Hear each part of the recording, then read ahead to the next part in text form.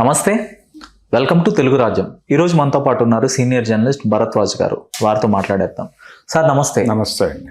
Sir, 2024 ఎన్నికల్లో YSR Congress party ఓటమి చెందిన తర్వాత ఆ పార్టీ కీలక నేత విజయసాయి రెడ్డి గారు ఇక రాజకీయాల నుంచి నేను తప్పుకుంటున్నానని ఒక సడన్ సెన్సేషనల్ ప్రకటన చేశారు. తానిక వ్యవసాయం చేయబోతున్నాను, ఇక రాజకీయాల జోలికి రానని ప్రకటించారు. కానీ దాని తర్వాత అయితే ఆయన రాజకీయాల నుంచి దూరం కాలేకపోతున్నారా అనే ఒక అనుమానం కలుగుతుంది. తరచూ ట్వీట్లు పెట్టడం, లేదంటే ఏదో ఒక ఇష్యూలో ఇన్వాల్వ్ అవ్వటం, ఏదో ఒకటి తన వెర్షన్ చెప్పటం, తన అభిప్రాయాన్ని పంచుకోవటం, సో ఏదో ఒకటి చేస్తున్నారు. తాజాగా గత 2 రోజుల నుంచి 2 వాదనలు వినిపిస్తున్నాయి. ఒకటేంటంటే ఆయన కొత్త పార్టీ పెట్టబోతున్నారని కొన్ని మీడియా ద్వారా కొన్ని లీక్లు అయితే వినపడుతున్నాయి. మరొక ప్రచారం ఏంటంటే ఆయన వైసీపీలోకి తిరిగి ఎంటర్ కాబోతున్నారని ఒక ప్రచారం ఉంది. సో ఏంటి, ఆయన కొత్త పార్టీ పెడుతున్నానని లీకులు ఇచ్చి వైఎస్ఆర్సీపీని కొంత అంటే గందరగోళపరిచి తాను వైసీపీలోకి ఎంటర్ అయ్యే ప్రయత్నం ఏమైనా జరుగుతుందా, ఏమంటారు?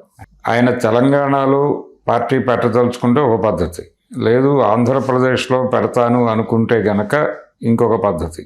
ఆంధ్రప్రదేశ్లో ఆల్రెడీ 3 ప్రాంతీయ పార్టీలు ఉన్నాయి.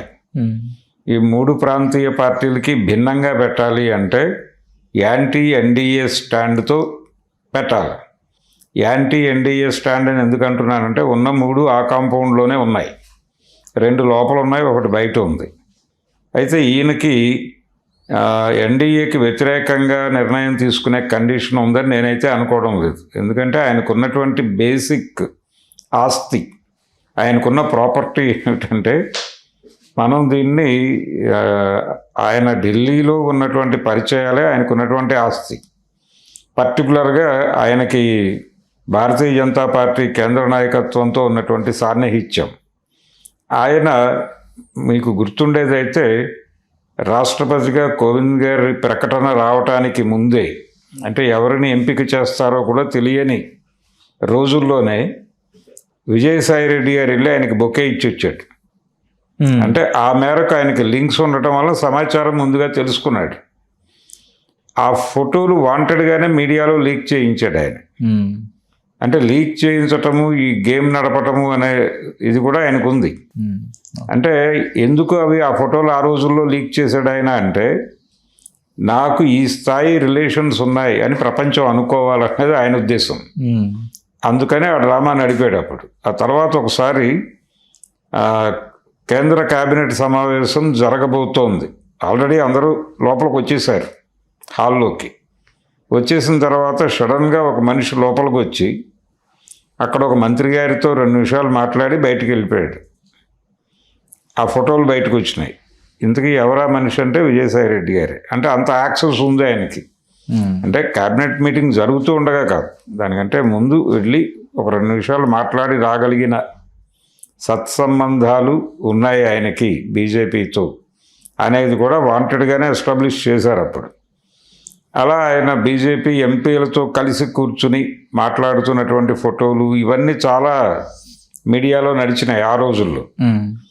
అందుకని ఆయనకి ఆ గుడ్ లింక్స్ ఉన్నాయి, అదే ప్రాపర్టీ ఆయనకి. ఇప్పుడు ఆయన ప్రాంతీయ పార్టీ పెట్టి వాళ్ళకి వ్యతిరేకంగా ఎలా పెడతాడు ఈయన, ఎన్డీఏకి వ్యతిరేకంగా. అందుకని ఆయనకి తెలుగుదేశం పార్టీలో చేరతాడని కూడా ఒక ప్రచారం జరిగింది ఒక దశలో. కానీ తెలుగుదేశంలో చేరే పరిస్థితి కాదు, ఆయన చేరితే బీజేపీలో చేరాలి. జనసేనలో చేరతారని కూడా ఒక ప్రచారం జరిగింది ఒక దశలో. అంటే తెలుగుదేశం అనేది ప్రచారం జరిగింది ఎప్పుడంటే తారక రత్న గారి అంత్యక్రియలు జరిగినప్పుడు ఆయన వైఫ్కి ఈయన ఒక రకమైన గార్డియన్. సో ఆ రిలేషన్ నుంచి చంద్రబాబు గారితో ఒక 2 రోజులు ఆయన కార్యక్రమాలు జరిగినంత కాలం వాళ్ళిద్దరూ కలిసే ఉన్నారు అక్కడ. ఆ సందర్భంగా కొంత ఏవో మంతనాలు జరిగినాయి, ఈయన అటువైపు లాగుతున్నారు అనేది ఒక ప్రచారం జరిగింది. కానీ అది అంతవరకే. ఈయనకి పవన్ కళ్యాణ్తో కూడా మంచి రిలేషన్స్ ఉన్నాయి. ఓకే, అది ఆయనే చెప్పుకున్నాడు స్వయంగా. కాబట్టి జనసేనలోకి వెళ్తాడేమో అని ఒక ఇది. ఆయనకి ఢిల్లీ లెవెల్ రిలేషన్స్ నుంచి బీజేపీలోకి వెళ్ళడానికి ప్రయత్నం చేస్తున్నాడు అనేది ఒక డౌట్. ఇన్ని సందేహాల మధ్య ఆయన ప్రాంతీయ పార్టీ పెట్టే ఛాన్స్ లేదు. ప్రాంతీయ పార్టీ పెట్టడం అంటే అంత ఈజీ వ్యవహారం కాదు. దానికి కావలసినటువంటి సరుకు సరంజామా చాలా ఉంటుంది. ఏదో ఒక ఛానల్ పెట్టేసి ఇప్పుడు ఆల్రెడీ ఇప్పుడు ప్రధానంగా మనకు కనిపిస్తున్న ఈ 3 ప్రాంతీయ పార్టీలు కాకుండా ఇంకా పార్టీలు ఉన్నాయి అక్కడ. ఏపీలో ప్రాంతీయ పార్టీలే ఉన్నాయి, ఇంకో 2-3 ఉన్నాయి. ఆ 2-3 పార్టీల్లో జడా శ్రవణ్ కుమార్ గారిది ఒక పార్టీ ఉంది, విజయ్ కుమార్ అనే ఒక ఐఏఎస్ ఆఫీసర్ ఆయనది ఒక పార్టీ ఉంది. ఆ పార్టీల సరసన తను కూడా పార్టీ పెట్టేసుకుని ఒక ఆఫీస్ పెట్టుకుని అక్కడ కూర్చుని ప్రభుత్వాన్ని విమర్శించే ప్రోగ్రాం ఏదైనా తీసుకుంటాడా విజయసాయి రెడ్డి గారు అంటే ఆయనకి అలాంటి కాన్సెప్చువల్ పాలిటిక్స్ చేయడు ఈయనది లాబీ పాలిటిక్స్. సో ఈయనకి అది కుదరదు, ఆ ఏరియాలో ఈయన ఫిట్ కాడు. కనుక ఆయన ఏదో ఒక పార్టీలో చేరక తప్పదు. ప్రాంతీయ పార్టీ అనే ప్రచారం ఊరికనే హడావిడి చేస్తున్నారు తప్ప అది అయ్యే పరిస్థితి కాదు. అలాగే ఆయన మీడియా హౌస్ ఏదో ఎస్టాబ్లిష్ చేయదలుచుకున్నారు అనేది కూడా నిజానికి చాలా పాత వార్త. చాలా కాలం క్రితం, అంటే గత ఎన్నికల కంటే ముందు నడిచినటువంటి వ్యవహారం అది. అప్పటి నుంచి ఆయన ఆల్రెడీ ఆఫీస్ తీసేసుకున్నారు, ఇంకో గంటలోనో అరగంటలోనో లాంచ్ అయిపోతుంది ఛానల్ అన్న లెవెల్ ప్రచారాలు జరిగినాయి. అది యూట్యూబ్ ఛానల్ పెడతారని ఒక దశలోను, లేదు శాటిలైట్ ఛానల్ అని, ఆల్రెడీ ఎగ్జిస్టింగ్లో ఉన్నటువంటి ఒక ఛానల్లో ఆయన ఇన్వెస్ట్మెంట్స్ ఉన్నాయని ఒక ప్రచారం. ఇలా 100 ప్రచారాలు జరుగుతూనే ఉన్నాయి నిరంతరం. ఇది కూడా వ్యూహాత్మకంగా జరుపుతున్నటువంటి కార్యక్రమం. సో ఆయన ఎక్కడో ఒక గౌరవప్రదమైనటువంటి ప్లేస్మెంట్ అయితే కోరుకుంటున్నాడు. వైఎస్ఆర్సీపీ నుంచి వెళ్ళిపోయేటప్పుడు ఆయన జగన్మోహన్ రెడ్డితో గొడవపడలేదు. ఆయన గొడవ ఏమిటి? పార్టీలో తనకి తగిన ప్రాధాన్యత లభించటం లేదు. ఎందుకు లభించటం లేదు? సజ్జల రామకృష్ణారెడ్డి వల్ల లభించటం లేదు. ఆయన ఎవరిని అలో చేయట్లేదు అక్కడికి. జగన్ గారు ఆయనకు అప్పచెప్పేశాడు బాధ్యత. ఈ పద్ధతిలో ఇలా కుదరదు, ఒక బ్రాడర్ ఇది ఉండాలి, అలా కాకుండా నాయకుడు ఒక కోటరీలో బందీ అయిపోవటం అనేది, ఈ స్ట్రక్చర్ నచ్చక నేను వెళ్ళిపోతున్నాను అన్నాడు. ఆ స్ట్రక్చర్ మీద విమర్శలు చేస్తూ రాజకీయ సన్యాసం అన్నాడు ఆయన. నేను వ్యవసాయం చేసుకుంటాను అని చెప్పాడు. కానీ అడపాదడపా మీడియా ముందుకు వచ్చి రాజకీయాలు మాట్లాడుతున్నారు, ట్వీట్ చేస్తున్నారు, అది నడుస్తూనే ఉంది. ఒక దశలో మీరు రాజకీయ సన్యాసం తీసేసుకున్నారు కదా అని ఎవరో అడిగితే, సన్యాసం తీసుకోవడం వేరు, వ్యాఖ్యానించడం వేరు, నేను వ్యాఖ్యానించే స్వేచ్ఛ కలిగి ఉన్నాను అని చెప్పాడు ఆయన. కాబట్టి ఇప్పుడు ఉన్నటువంటి డౌట్ ఏంటంటే, ఇది వాంటెడ్గానే ఈ స్పెక్యులేషన్ క్రియేట్ చేస్తున్నాడు ఆయన. మేబీ ఒక డౌట్ నిజమైతే ఆయన వైఎస్ఆర్సీపీలోకి వెళ్ళటానికి ప్రయత్నం చేస్తున్నాడు. అక్కడ ఒక వ్యాక్యూమ్ ఉంది. రీసెంట్గా ఆంధ్రజ్యోతిలో వస్తున్నటువంటి వార్తా కథనాలు చూస్తే, చంద్రబాబు నాయుడు గారి మీద ఉన్నటువంటి పాత కేసులు కోర్టు కొట్టేసినవి తిరిగి రివోక్ చేయడం కోసం సుప్రీంకోర్టులో మూవ్ చేయాలని వైఎస్ఆర్సీపీ అనుకుంటోందని, అందుకోసం అంటే మీడియాని ఇంకొంచెం ప్రభావవంతంగా మెయింటైన్ చేయడానికి హైదరాబాదులో ఒక సెల్లు, తర్వాత ఈ చంద్రబాబు గారి కేసులు, ఇతర వ్యవహారాలు, లీగల్ ఆస్పెక్ట్స్లో ఏపీలో ఏదైనా ఎదురుదెబ్బ తగిలితే ఇమ్మీడియట్ రియాక్ట్ అయ్యి అక్కడ ఢిల్లీలో సుప్రీంకోర్టుని మూవ్ చేసేలాగా అక్కడ ఒక టీంని పెట్టాలి. 2 టీంలు, ఒకటి హైదరాబాద్ టీము, ఒకటి ఢిల్లీ టీం. ఈ ఢిల్లీ టీంని ఆర్గనైజ్ చేయడానికి ఒక ఆర్గనైజర్ని పెట్టాలని ఇలాంటి ఆలోచనలు జగన్మోహన్ రెడ్డి గారు చేస్తున్నారు అని ఒక కథనం వచ్చింది. ఆ కథనము ఈ ప్రాంతీయ పార్టీ విజయసాయి రెడ్డి కథనాన్ని మిక్స్ చేస్తే ఆ ఢిల్లీలో పెట్టబోయే వైఎస్ఆర్సీపీ దుకాణానికి ఈయనే బాధ్యుడిగా ఉండటం కోసం ఈ తిప్పలు ఏమైనా నడుస్తున్నాయా అనే అనుమానం కలుగుతోంది నాకైతే. అంటే ఈయనకు ఆల్రెడీ బీజేపీతో ఉన్నటువంటి రిలేషన్స్ అందరికీ తెలుసు. జగన్మోహన్ రెడ్డి కూడా ఇప్పుడు అక్కడ చంద్రబాబు నాయుడు గారి కేసులు ఎందుకు ఆయన మూవ్ చేసి దాంతో అవి లైవ్లో ఉంచాలని ఎందుకు అనుకుంటున్నాడు అంటే, అవి లైవ్లో ఉంచుతూ దానికి సంబంధించిన సమాచారం కేంద్ర ప్రభుత్వానికి నిరంతరం చేరవేస్తూ చంద్రబాబు నాయుడికి వాళ్ళకి ఉన్నటువంటి రిలేషన్ ఇబ్బంది పెట్టడం అనేది ప్రోగ్రాం. తద్వారా ఢిల్లీ దేవుడి కటాక్షాన్ని సాధించి తిరిగి ఏపీ ముఖ్యమంత్రి కావాలి అనేది స్కీమ్. ఈ స్కీమ్ని సక్సెస్ఫుల్గా నడపగలిగిన వాడు విజయసాయి రెడ్డి. ఎందుకంటే ఆయనకి ఆ లింక్స్ ఉన్నాయి. ఆయన వెంటనే వెళ్ళి వారికి ఎస్టాబ్లిష్ చేసి చెప్పగలడు, చెలి కింద జోరీగలాగా కూడా చెప్పగలడు. అది ఆయన క్వాలిటీ. రెండోది, ఆయన మొదటి నుంచి చెప్తున్న మాట, పార్టీలోంచి బయటకు వెళ్ళిపోయిన తర్వాత కూటమి బలంగా ఉండగా జగన్మోహన్ రెడ్డి సీఎం కావడం అనేది సాధ్యమయ్యే వ్యవహారం కాదు అని ఒక ప్రకటన ఇచ్చాడు. అంటే కూటమిని బద్దలు కొడితే తప్ప సాధ్యం కాదు అని. సో ఇప్పుడు ఈయన ప్రోగ్రాం కూడా కూటమిని బద్దలు కొట్టడమే అక్కడ కూర్చుని. ఆ ప్రోగ్రాం ఏదో ఆయనకే అప్పచెప్తే అదేదో చేసుకుంటాడు కదా అక్కడ అనేది ఒకటి. రెండోది, పార్టీలో ఇక్కడ ఈ పరిణామం నిజమే అయితే మరి ఇక్కడ సజ్జల రామకృష్ణారెడ్డి గారి పరిస్థితి ఏంటి అనేది ఇంకో చర్చ.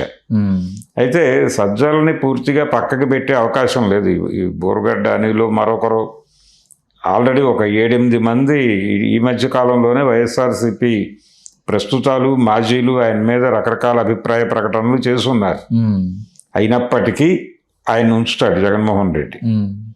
ఉంచి ఇతరులకు ఇబ్బంది లేకుండా ఇంకొక లేయర్ వేస్తాడు అక్కడ. ఓకే, ఇంకొక లేయర్ వేసి ఏదో ఒక చిన్న నిర్వహణ కమిటీలు ఇలాంటివి వేసి వాళ్ళకి కొన్ని బాధ్యతలు అప్పచెప్పి వాళ్ళు కొంతమందితో హ్యాండిల్ చేస్తారు.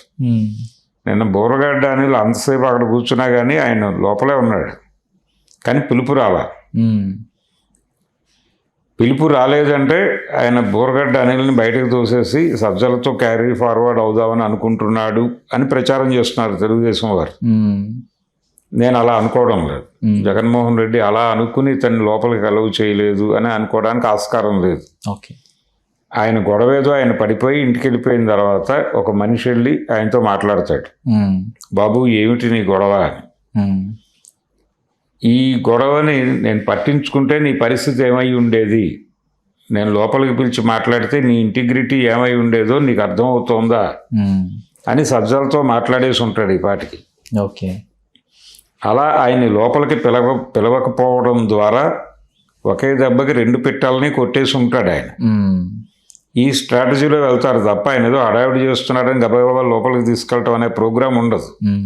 సజ్జలకి ఆల్రెడీ అర్థం చేయించేసి ఉంటారు ఈ పాటికి సీన్. ఆయన్ని ఇబ్బంది పెట్టడు ఆయన. ఇప్పుడు ఇమ్మీడియట్గా ఇంటర్నల్ క్వార్టరీలో తలకాయ నొప్పులు పెట్టుకోడు. వారిని అలా ఉంచి ఇంకొక లేయర్ వేస్తాడు అక్కడ. ఆ లేయర్లో ఎవరెవరు ఉంటారు అనేది ఆయన డిజైన్ చేస్తాడు. సో వాళ్ళతో పాటు ఈయన ట్రావెల్ అవుతాడు. విజయసాయి రెడ్డి ఢిల్లీలో ఉంటాడు. హైదరాబాద్లో ఒక మీడియా దుకాణం అంటున్నారు, దానికి ఇంకెవరైనా నేతృత్వం వహిస్తారు. అంటే ఆయన నమ్ముకుని ఆయన్ని ఆశ్రయించి ఉన్నటువంటి కొన్ని మీడియా సింహాలు ఉన్నాయి, వాటి వేటికైనా బాధ్యతలు అప్పచెప్పచ్చు. కాబట్టి ఈ స్ట్రక్చర్లో అంటే ఆయన కాన్షియస్గా ఎట్టి పరిస్థితుల్లోనూ ఈసారి సీఎం కావాలి అని ఒక ప్రోగ్రాం డిజైన్ చేసి రంగంలోకి దిగాడు. ఈ రంగంలోకి దిగిన వాతావరణాన్ని, ఈ వాతావరణం అర్థమైంది ప్రపంచానికి. ఓకే, టీడీపీ కూడా, టీడీపీ అదే కదా వాళ్ళ పేపర్లో కథనాలు మొదలైనాయి. వాళ్ళ పేపర్లో వస్తున్న కథనాలు, బయట జరుగుతున్న ప్రచారాలు, జరుగుతున్నటువంటి అనిల్ లాంటి వాళ్ళ కార్యక్రమాలు, వీటన్నిటినీ గమనించి ఇది టైం, కరెక్ట్ టైం అని చెప్పి ఈయన ఈ స్పెక్యులేషన్ని మార్కెట్లోకి పెట్టాడు. ఏది విజయసాయి రెడ్డి ప్రాంతీయ పార్టీ, సొంత ఛానలు, సొంత పేపరు, ఈ గొడవ అంతా పెట్టేస్తే ఇప్పుడు స్ట్రైట్గా తనకు అక్కడి నుంచి రూటు క్లియర్ అవుతుంది అనేది వ్యూహం కావచ్చు. అలా నడుస్తుంది ప్రస్తుతం వైఎస్ఆర్సీపీ చుట్టూ నడుస్తున్నటువంటి రాజకీయ క్రీడ అది. ఇందాక మీరు ఒక మాట అన్నారు, అంటే జగన్ ఈసారి ఎలా అయినా సీఎం అవటానికి ఆయన సిద్ధంగా ఉన్నారు, ఆయన సిద్ధంగా ప్రయత్నం చేస్తున్నారు. సో ప్రత్యర్థుల్ని సర్ప్రైజ్ చేసే స్థాయిలో ఆయన వ్యూహాలు ఉండబోతున్నాయా? అలా అనిపిస్తుందా మీకు? అంటే టీడీపీ మీడియా కథనాలను చూసినా కానీ, లేదంటే ప్రస్తుత వాతావరణం చూసి, అంటే నిజానికి ఆయన ఆలోచనలు ఉన్నాయా లేదా అనే దానికంటే కూడా ఆయన బ్రెయిన్ని రీడ్ చేస్తున్నాం మేము అని చెప్పి వీళ్ళు చాలా కథనాలు వేస్తున్నారు. తెలుగుదేశం మీడియా పర్టికులర్గా పేపర్లో రకరకాల కథనాలు వస్తున్నాయి. ఈరోజు ఆంధ్రజ్యోతి మెయిన్ పేజీలో ఉన్నటువంటి వార్తే ఏది, చంద్రబాబు గారి మీద ఇక్కడ కోర్టులో కొట్టేసిన కేసులన్నీ అక్కడ రీఓపెన్ చేయించడానికి ప్రయత్నం చేయాలి అని. ఏ హోదాలో రీఓపెన్ చేయిస్తారు అనేది ఒక కన్ఫ్యూజన్. దానికి క్లారిటీ ఉండదు దానిలో. జస్ట్ అలా ఒక రాయేస్తారు అంతే. ప్రభుత్వం పెట్టిన కేసులు ప్రభుత్వమే హ్యాండిల్ చేయాలి. థర్డ్ పర్సన్ అవుతాడు కదా. ఇప్పుడు జగన్మోహన్ రెడ్డి గవర్నమెంట్లో లేకుండా థర్డ్ పర్సన్ ఎట్లా గెలుగుతాడు దాన్ని అంటే రిట్ వేయాలి. అలాంటి పని ఏదైనా చేయడానికి ఒక లీగల్ టీం ఉంటే సరిపోతుంది. ఓకే, ఆ లీగల్ టీంని ఎస్టాబ్లిష్ చేయడానికి ఏమన్నా ప్రయత్నం చేస్తున్నాడా? అలాగే తన మీద తన పార్టీ మీద ఇక్కడ వచ్చేటువంటి కేసులకు సంబంధించి సుప్రీంకోర్టు దృష్టికి తీసుకెళ్ళడానికి ఏదైనా ప్రయత్నం చేస్తున్నాడు. ఒక నెట్వర్క్ బిల్డ్ చేయడానికి అయితే అక్కడ ప్రయత్నాలు ఏవో జరుగుతున్నాయి. ఓకే, దాన్ని రోడ్డు మీద పెట్టడం కోసం వీళ్ళ ప్రయత్నాలు వీళ్ళు చేస్తున్నారు. Okay, okay sir. ఇప్పుడు విజయసాయి రెడ్డి లాంటి ఒక లాబీయిస్ట్ అనాలా, లేదంటే ఆయన అలాంటి ఒక ఇంటలెక్చువల్ అనాలా, వ్యూహకర్త అనాలా? సో అలాంటి వ్యక్తి యొక్క లైజానింగ్ ఆఫీసర్ ఆయన.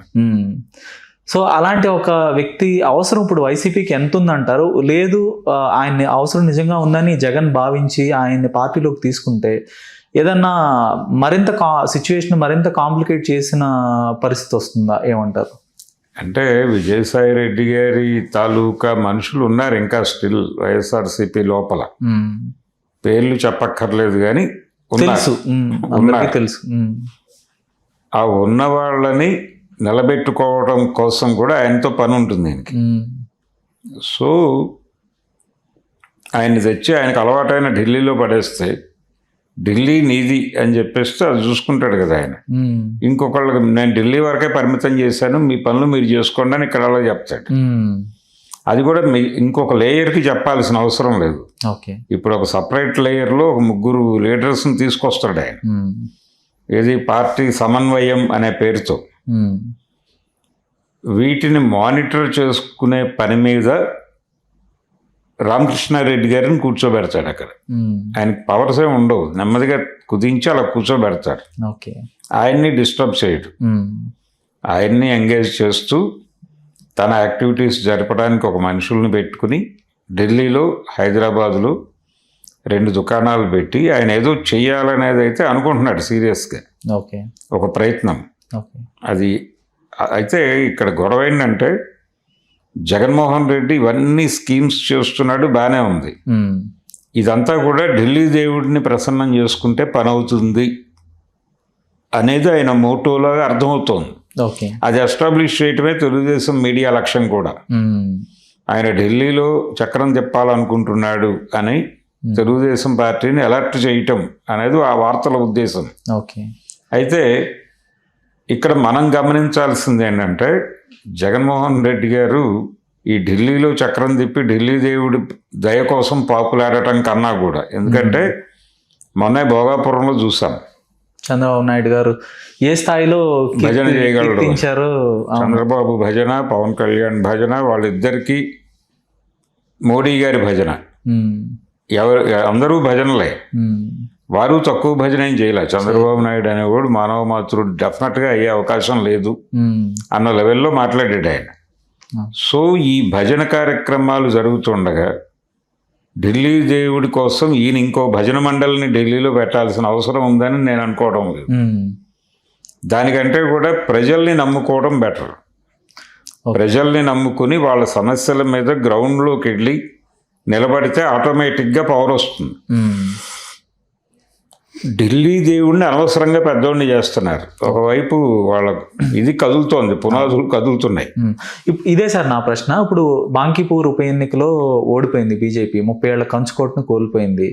అలానే దాతియాలో కూడా కాంగ్రెస్ పార్టీ తన మెజార్టీని పెంచుకోగలిగింది. అది కూడా బీజేపీకి ఒక బ్యాస్టియన్ లాంటి నియోజకవర్గమే. జస్ట్ 2023లో మాత్రమే గెలిచింది కాంగ్రెస్. సో దాన్ని కూడా రిటైన్ చేసుకున్నారు. సో అది కూడా ఒక విజయంగానే భావించాలి. సో గుజరాత్లో కూడా మెజారిటీ దారుణంగా పడిపోయింది. 1,00,000 నుంచి 30,000 పడిపోవటం అనేది చావు తప్పి కన్ను లొట్టపోయిన పరిస్థితి. సో రేపు యూపీలో, పంజాబ్లో ఎన్నికలు రాబోతున్నాయి, మరిన్ని రాష్ట్రాల్లో ఎన్నికలు ఉండబోతున్నాయి. సో పరిస్థితులు చూస్తే కొంత బీజేపీకి కొంత ఎన్ని ఎస్ఐఆర్ అనే ఒక అస్త్రం ఉన్నప్పటికీ కూడా ఇక అలాంటి అస్త్రాలు కూడా పనిచేయని పరిస్థితుల్లోకి బీజేపీ నెట్టబడుతోంది అనే ఒక వాదన ఉంది. సో ఇలాంటి నేపథ్యంలో కొంత ప్రతిపక్షాలకి దగ్గరయ్యే ప్రయత్నం కూడా ఏదైనా జరుగుతుందా జగన్మోహన్ రెడ్డి నుంచి? అది చేస్తే మంచిది. దానికోసం ఢిల్లీలో అది అక్కర్లేదు, ఈ చెప్తున్నటువంటి వ్యవస్థ అక్కర్లేదు. ఇక్కడి నుంచి కూడా ఆపరేట్ చేయవచ్చు.